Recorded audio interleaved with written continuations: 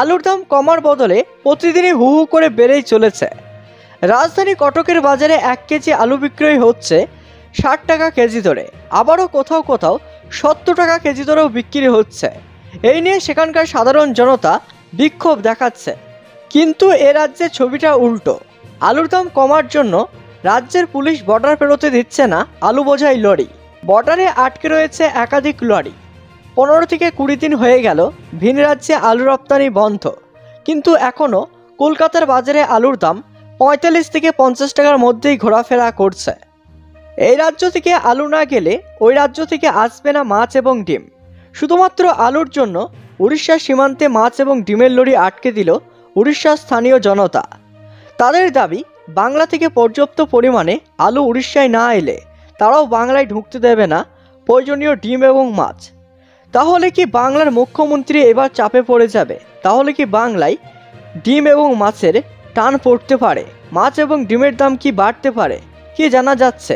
তো সবই বিস্তারিত জানাবো, সঙ্গেই থাকবেন।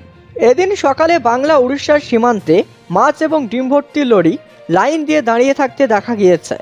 তাহলে কি বাংলায় ডিম এবং মাছের যোগানের অভাব পড়বে? সেই প্রশ্ন উঠছে সাধারণ মানুষের কাছে। এদিন সকালে মাঙ্গুলি জেলার কাছে অবস্থিত 16 নম্বর জাতীয় সড়কে লাইন দিয়ে লরির সারি দেখা গিয়েছে।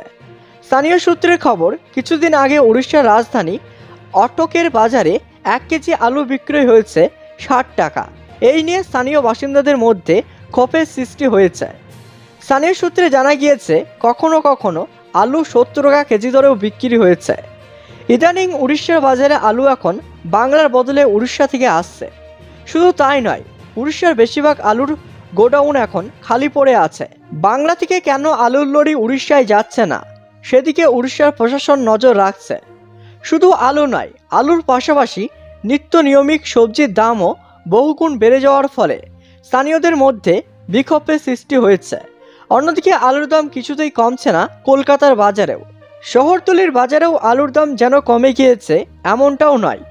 এখনও কলকাতার বাজারে আলুর দাম 45 থেকে 50 টাকার মধ্যে ঘোরাফেরা করছে, আবার কোথাও 50 থেকে 55 টাকা কেজিতেও বিক্রি হচ্ছে।